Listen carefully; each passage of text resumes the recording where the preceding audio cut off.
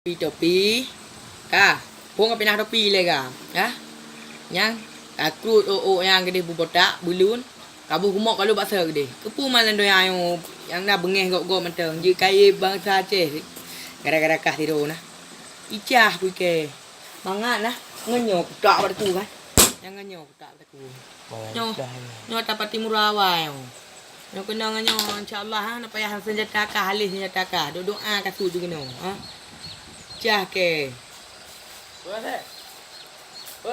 lagi bui ka hi ke lagi hi ase dolen ming kacing lagi hi siben hati ni ka ang kawo ka kaya asal ke lagi ban ni ka kadang wate perang jamu dek ka nam jampu ibo ka dek ka naru ibo ka pem eu kadang ka tu pu ha tengok dia ha ka buka preman ro nang Kanada ya karemen tak wajah hino kawo kampo ecah ke ai ke kah ya pala ke nah ya preman keno hino kawo komitang kong komoto kah kawo keno buka preman ro kena buka sud hadis buka konser ka ke FPI meno mede ka pegah PE proposal hana leke proposal hai buyai hana leke proposal pemerintah kalau ada dah, lu mentang bangsa Aceh tu. Apa yang ada ke pemerintah gede. Yang kau pegah lom, wate bencana. Kau pegah abi Muslim baknya saja gemita. Bak drau hana gesut peng. Menang kau pegah. Anak kau kah agak buko. Yang kau pegah lom, jihad fisabilillah hana. Hana kau kah wate karu di wate perang di Palestin.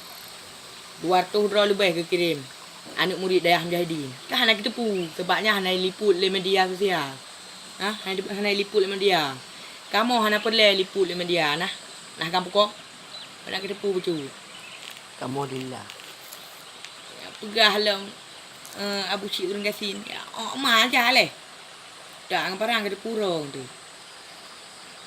yang wate jak ke di Palestin 200 dolar yang nak lewat watanya mati daerah sekitar 90 ro. La drop karena pemerintah naga akan pukohan pemimpin naga.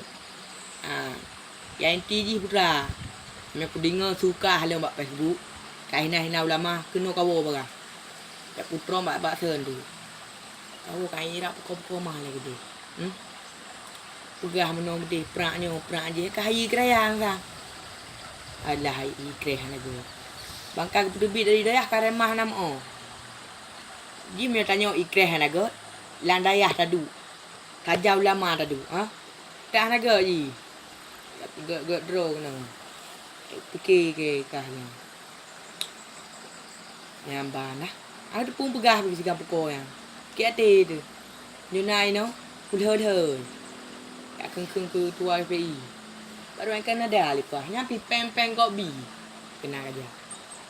Gak premah nama pegah kakeng ke tu lang tubuh bulkainia nah pegah yang lewat de deklarasi benda kakeng gok nyale ka ya ulama hai kan pukoha bina kita pu tu ya utak na rea kasih mikir ngutak atu beng ngutak yuk semikir nak pikiran dah kajibnya daerah.